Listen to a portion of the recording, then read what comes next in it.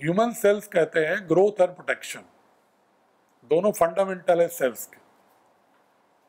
और प्रोटेक्शन के लिए इनके यहाँ दो तरह का मैकेनिज्म है, एक एक्सटर्नल थ्रेट से और एक इम्यून सिस्टम से। कहते हैं ना, प्राय सुनते हो कि स्वामी जी अक्सर कहते हैं अपनी इम्यूनिटी ठीक रखो, कोरोनिल से इम्यूनिटी बढ़ेगी।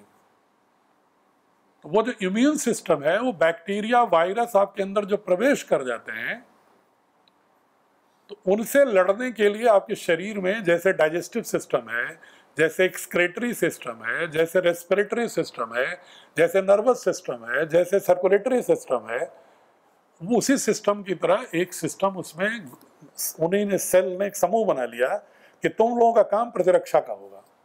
उस ग्रुप ऑफ सेल क्या कहलाता है? Immunity cells, immunity system. तो जैसे कोई वायरस गया, बैक्टीरिया गई, वो जो इम्यूनिटी सिस्टम के सेल उससे फाइट करने लगते हैं। अगर वो परास्त हो जाते हैं तब दूसरे सेल्स पर प्रभाव पड़ता है। उसी तरह जैसे कोई तैमूर लंग की तरह सीधा और महमूद गजनी की तरह आक्रमण करता हुआ आए और यहाँ के लोग सब सरेंडर कर दें इम्यून सिस्टम वाले, जैसा किया उस समय दुर्भाग्य से, तो पूरे देश पर प्रभाव पड़ा उसका। आज भी अगर कोई सेना पाकिस्तान की या चाइना की घुसने की कोशिश करती है और प्रतिरक्षा तंत्र वहाँ मजबूत नहीं है, तो स्वाभाविक रूप से उसका बाकी जो देश में जो अन्य ऑर्गेनाइजेशंस हैं वो प्रतिरक्षा के लिए तो बने नहीं थे, तो उन पर पूरा का पूरा मैकेनिज्म ही डिस्टर्ब हो जाता है, फिर वो व्यक्ति रोगी हो जाता है। इसलिए कहते हैं इम्यून सिस्टम ठीक रखना चाहिए। और वो इम्यून सिस्टम किसका ठीक होगा? सेल का, ह्यूमन बॉडी का कैसे ठीक होगा? आहार से, विचार से,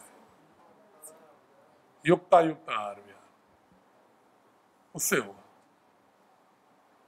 तो वो इम्यून सिस्टम को ठीक करने के लिए सेल ही हमें सिग्नल दे रहे हैं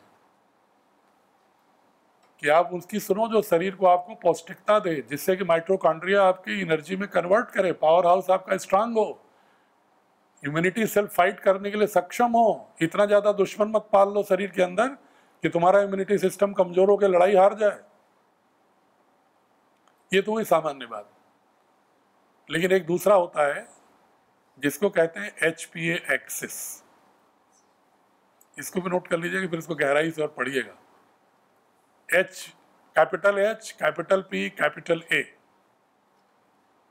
HPA axis, hypothalamus, pituitary, adrenal gland. Immune system को तो समझ लो जैसे पुलिस है व्यवस्था में, सोशियोलॉजिकल टर्म है, जो इंटरनल सिक्योरिटी के लिए है। और जो एक्सटर्नल सिक्योरिटी के लिए जो आर्मी है, डिफेंस फोर्सेस हैं, उसको समझ लो HPA एक्सिस है। HPA एक्सिस क्या करता है? जैसे अचानक आपको भी कोई थप्पड़ मारने लगे, आप पहले से अलर्ट नहीं होगे थप्पड़ मारने जा रहा है, लेकिन आप तुरंत आपकी बॉडी डिफेंस मैकेनिज्म में आ जाती है। कैसे आती है? क्योंकि जैसे ही कोई हाथ बढ़ाया ना, तो आपके नर्वस सिस्टम में एक हाइपोथैलेमस होता है, सिग्नल जो रिसीव करता है, अरे ये तो थ्रेट है। तो जैसे हुआ थ्रेट हुआ तो वो किसको कमांड करता है? प्रधानमंत्री ने किसको कहा? गृह मंत्री को कहा, पिट्यूटरी ग्लैंड को, कि कुछ करो। पिट्यूटरी ग्लैंड ने सारे सेल्स को सावधान कर दिया, नेशनल इमरजेंसी कर दिया बॉडी के अंदर कि सावधान हो जाओ, कोई आतंकवादी प्रवेश कर गया है।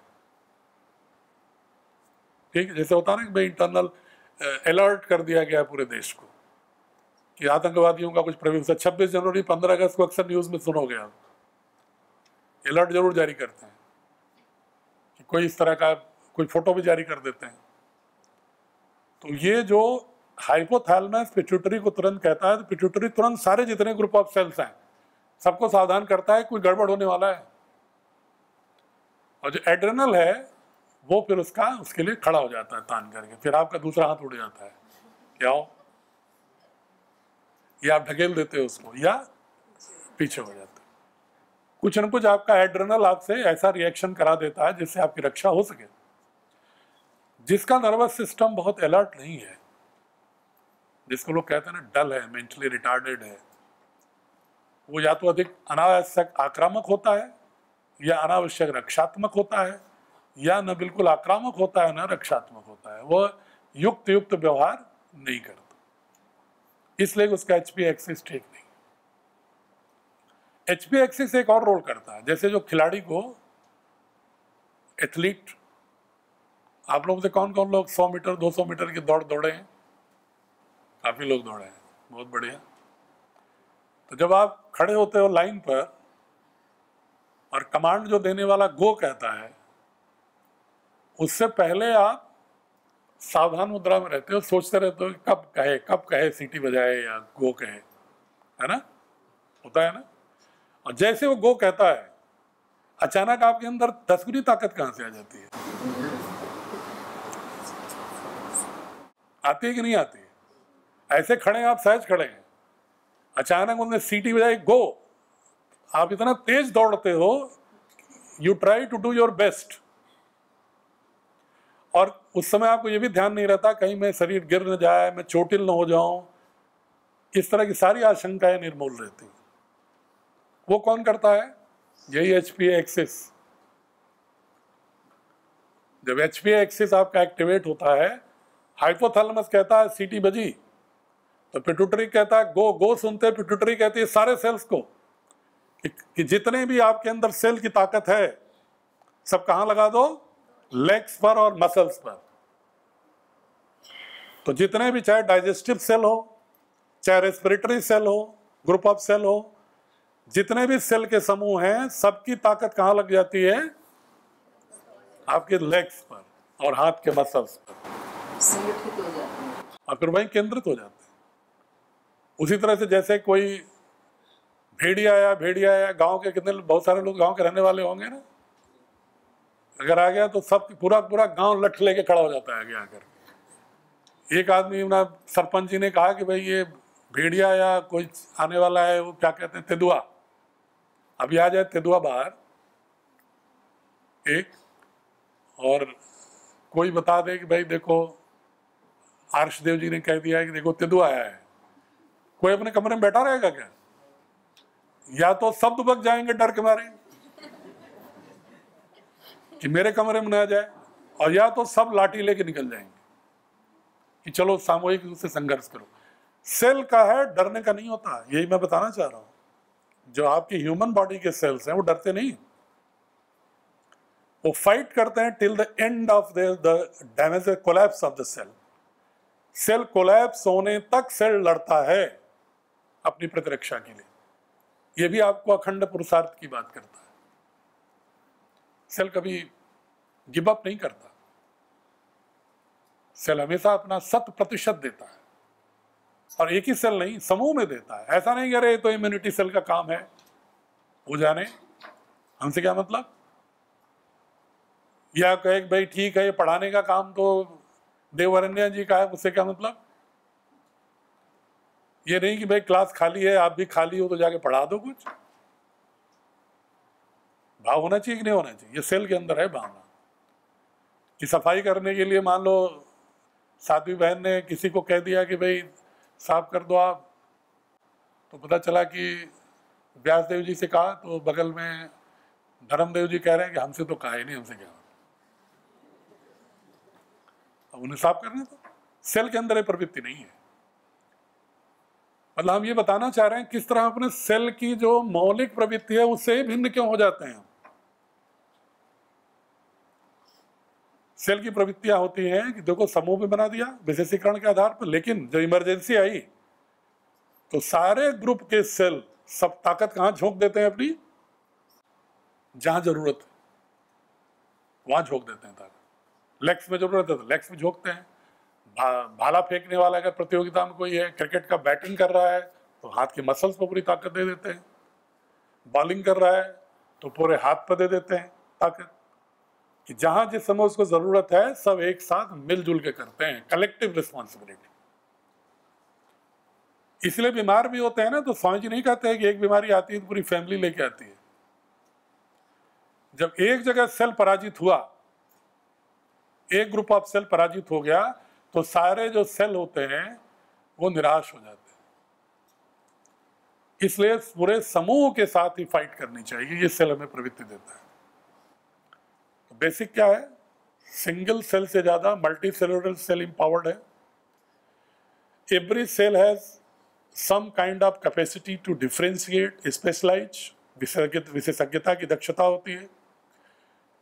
Cells desire to form group and distribute services, सेवा को बांट लेते हैं, अलग अलग जितने भी शरीर के संचालन के लिए जरूरतें हैं उसके अनुसार अपने का कार्य को स्वेच्छा ग्रहण करते हैं। कोई डिस्ट्रीब्यूटर नहीं होता, एक ऑटो सिस्टम से करते हैं। और इसके बाद अगर किसी प्रकार का कोई थ्रेट आता है, चाहे इंटरनल चाहे एक्सटर्नल, तो उसमें पूरे सेल्स अपनी सारी ताकत जितनी भी उनकी क्षमता है उसको झोंक देते हैं उस समूह की ओर जो समूह उस कार्य पूर्ति के लिए जिम्मेदार है। एक अंतिम बात और सेल से समझा के आपको बात विराम दूंगा आज, कि जो पॉजिटिव थिंकिंग है, नेगेटिव थिंकिंग है, या जो प्रेयर है, प्रार्थना है, हमारे ऋषियों ने क्यों शुरू में प्रारंभ में प्रार्थना मूलक यज्ञ और मंत्र का उद्घोष किया, क्यों प्रारंभ प्रार्थना से करने का और रात्रि में भी दिन का अवसान भी प्रार्थना के साथ करने की कोशिश की, उसके पीछे भी आज की बायोलॉजी भी मानती है। आज की जो बायोलॉजी है वो भी यही मानती है। अगेन मैं फिर बैक जाऊंगा उसी पर कि जो सेल का जो रिसेप्टर है,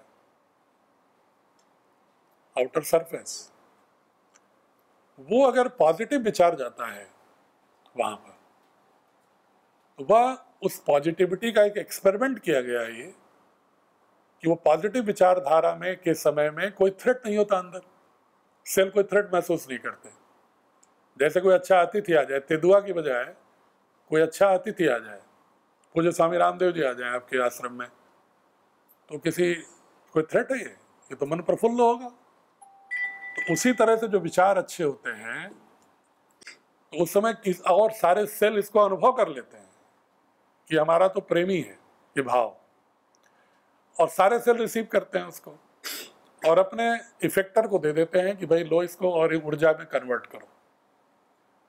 इसीलिए जब आप प्रसन्न चित्त रहते हो, आनंद में रहते हो, तो आपकी ऊर्जा बढ़ी रहती है। जब आप क्रोध में रहते हो, द्वेष में रहते हो, ईर्ष्या में रहते हो, अवसाद में रहते हो, तो आपकी ऊर्जा जो है घटी हुई रहती है। क्यों? कि जब आप गलत विचार दिमाग में लाते हो, जो सेल्स को लगता है कि हमारे सौहार्द में बाधक है,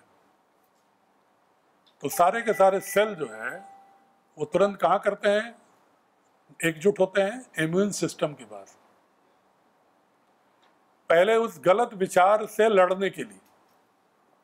ये गलत विचार नहीं होना चाहिए, ऐसा विचार नहीं आना चाहिए। जैसे लोग कहते हैं ना कि राष्ट्र में सांप्रदायिकता नहीं होनी चाहिए, आतंकवाद नहीं होना चाहिए, ये सारे नागरिक मानते हैं। समृद्धि होनी चाहिए, आर्थिक विषमता नहीं होनी चाहिए, गरीबी नहीं होनी चाहिए, महिलाओं के साथ अत्याचार नहीं होना चाहिए, किसी भी शक्तिशाली व्यक्ति कम शक्तिशाली व्यक्ति को सताए न, शोषण न करे। ये तो सामान्य विचार है ना, पूरा राष्ट्र मानता है। उसी तरह सेल मानते हैं अगर कोई अत्याचार करने वाला विचार आपके मन में आया तो सबसे अंदर पहले सेल्स के अंदर हलचल होती है कि ये तो गलत है, जिसको हम कहते हैं अंतरात्मा की आवाज आती है। कहते हैं ना अंतरात्मा की आवाज आती है। बायोलॉजिकली भी प्रूवन है कि सेल्स का नेचुरल रिफ्लेक्शन ये होता है, ये तो विष है, खाना ही नहीं विष है, विचार को विष के रूप में मानता है, ये तो नहीं एक्सेप्टेड है, ये स्वीकार्य नहीं है।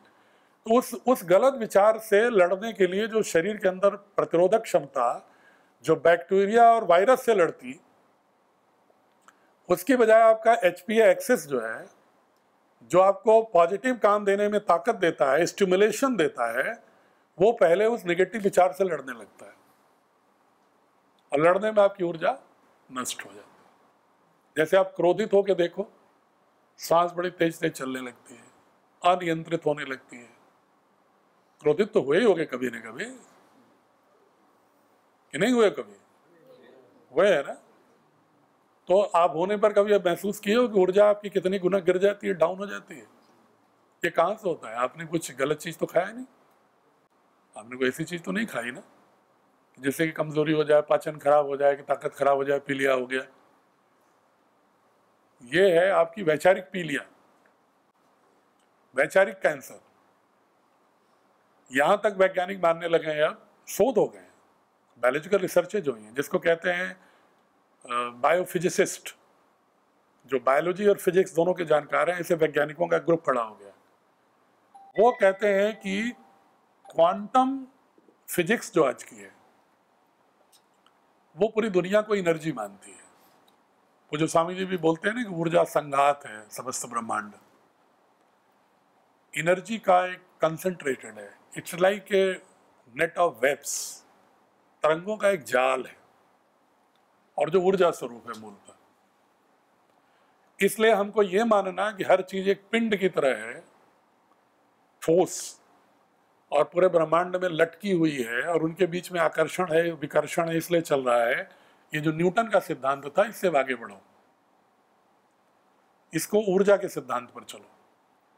और स्पेशली 1905 में आइंस्टीन के बाद आया, और 1979 के बाद इसने जोर पकड़ा। ठीक है, अब ये सिद्धांत पर जो हम आते हैं, तो जो विचारों की बात हमारे ऋषि कहा करते थे कि सद्विचार, सद्गुण, करुणा, प्रेम, ये जो दिव्य गुण हैं, ये मनुष्य की ऊर्जा को दिव्यता की ओर ले जाते हैं। ये प्रामाणिक हो रहा है क्वांटम फिजिक्स के आधार पर, जब बायोलॉजी का अध्ययन हो रहा है कि वास्तव में जो व्यक्ति प्रसन्न रहता है, स्वामी जी को रोग क्यों नहीं होते? अभी आपने विचार किया? क्या सोचते हैं सिर्फ वो 2-2.5 घंटे योग करते हैं इसलिए? सिर्फ वह एक कारण है। दूसरा कारण है कि उनके अंदर एक सहज करुणा है, सहज प्रेम है, सहज औदात्य है।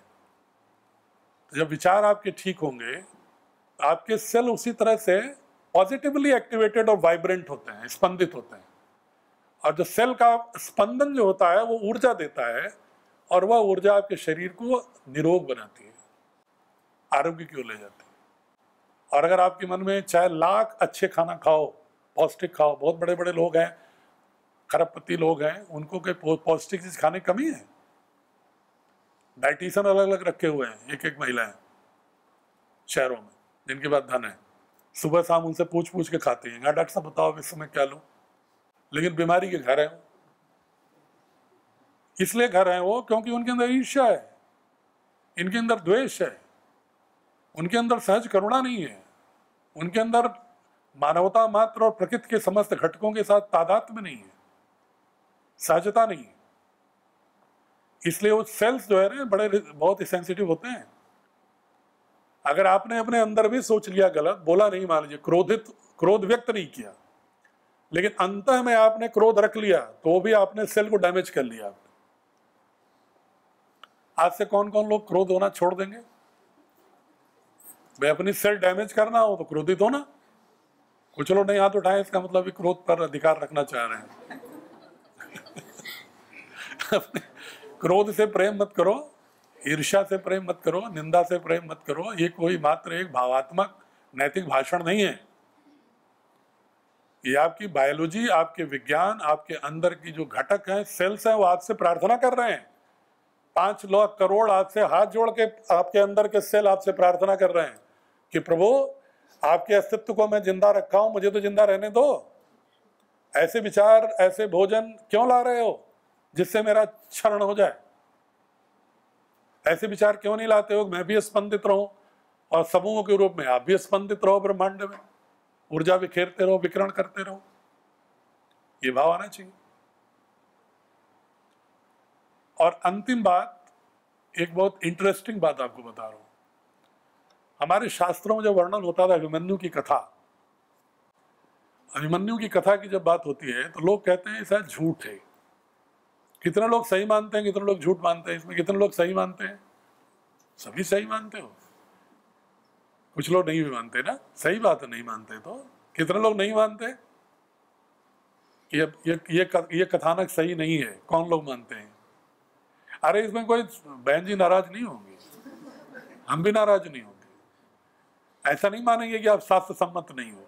मन में जिज्ञासा तो आनी चाहिए कि क्या ऐसा हो सकता है कोई गर्भ में पूरा इतना ज्ञान प्राप्त कर ले? ये आप इसको वैज्ञानिक मानते हो कि या सिर्फ कथानक मानते हो, ये बताओ। तो मैं एक्सप्लेन करो कैसे वैज्ञानिक है। जब आप लोग वैज्ञानिक मानते हो तो वैज्ञानिक बताइए, आप बताओ कैसे वैज्ञानिक है, ये बताओ।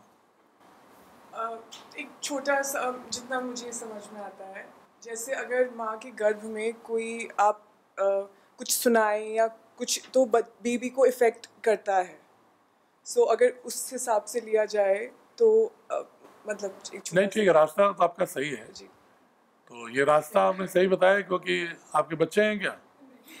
नहीं। अच्छा अच्छा, नहीं चले, लेकिन फिर भी आपने माँ की भावना को अनुभूत किया। माँ तो हमेशा बच्चे के वाइब्रेशन से, रिदम से बहुत प्रफुल्लित रहती है। जो महिलाएं मातृ सुख प्राप्त कर चुकी हैं, उनसे बात करिए, अपनी माँ से बात करिए, तो उस 9 महीने उन्हें दुख नहीं होता, अत्यंत प्रफुल्लित रहते हैं, क्योंकि वो सर्जना कर रही होती हैं उस समय, और अंदर से बच्चे का जो स्पंदन है उसको अनुभूत करती हैं। देखिए, अब ये मैं आपको बताने जा रहा हूँ कि ये वैज्ञानिक भी अब इसको सिद्ध, पहले विज्ञान नहीं मानता था, कहते थे ठीक है, हिलना डुलना जो बता रही हैं बहन जी, हिलना डुलना तो स्वाभाविक है, अंदर है, उसका निर्माण हो रहा होगा, ग्रोथ हो रहा होगा, तो उसमें थोड़ा ऑसिलेशंस तो होंगे ही, पेट के अंदर है तो, घर में। लेकिन ज्ञान कैसे हो जाएगा, ये नहीं मानते थे। लेकिन अब 3-4 रिसर्चेज हुई।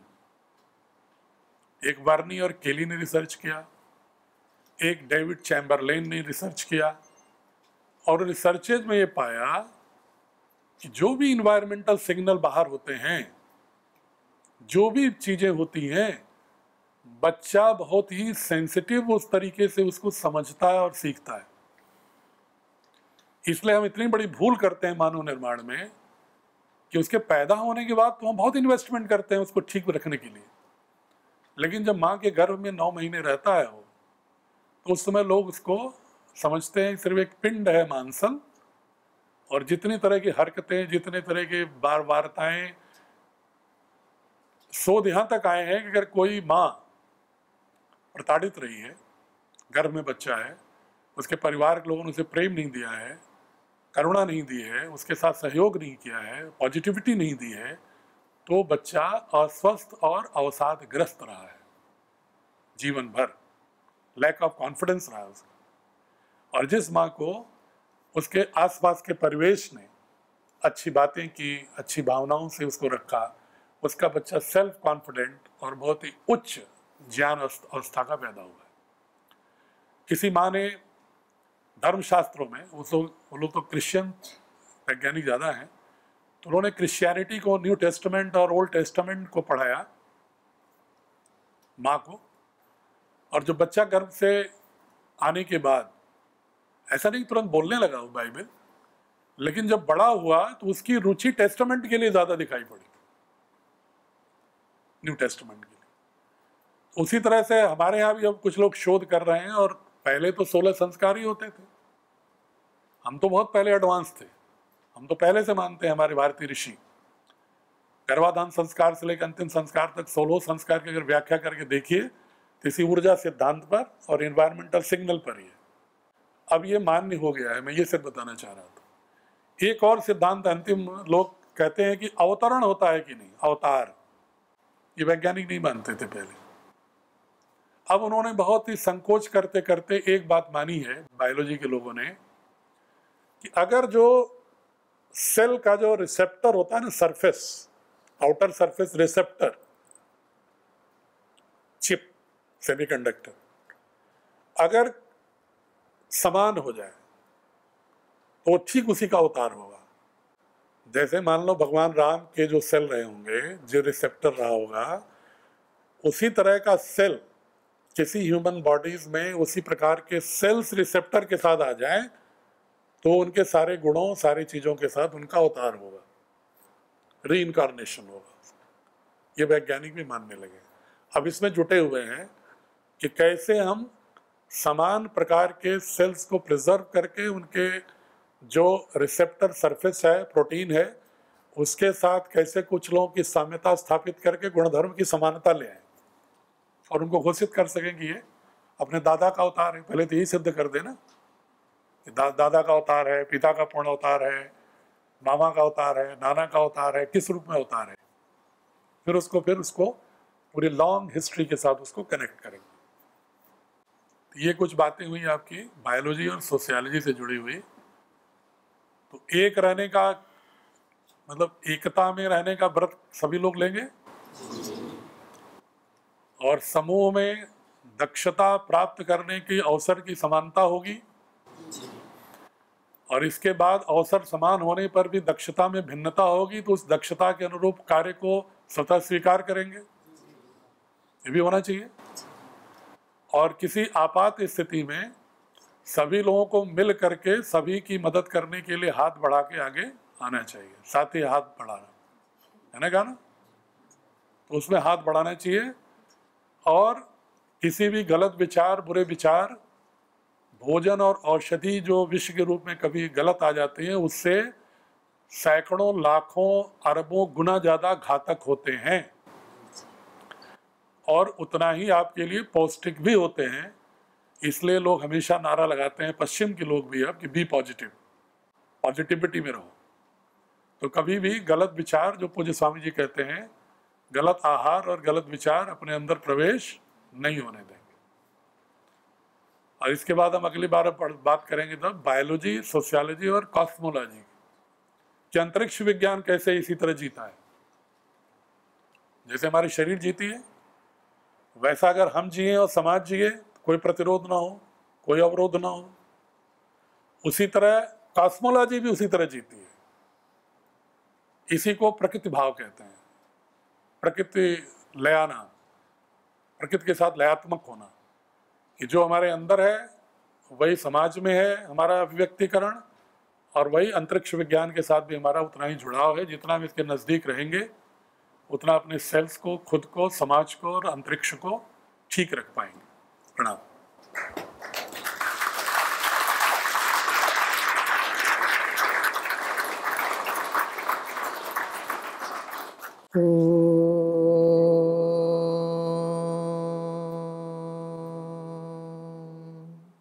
शांति शांति शांति। श्री गुरुभ्यो नमः।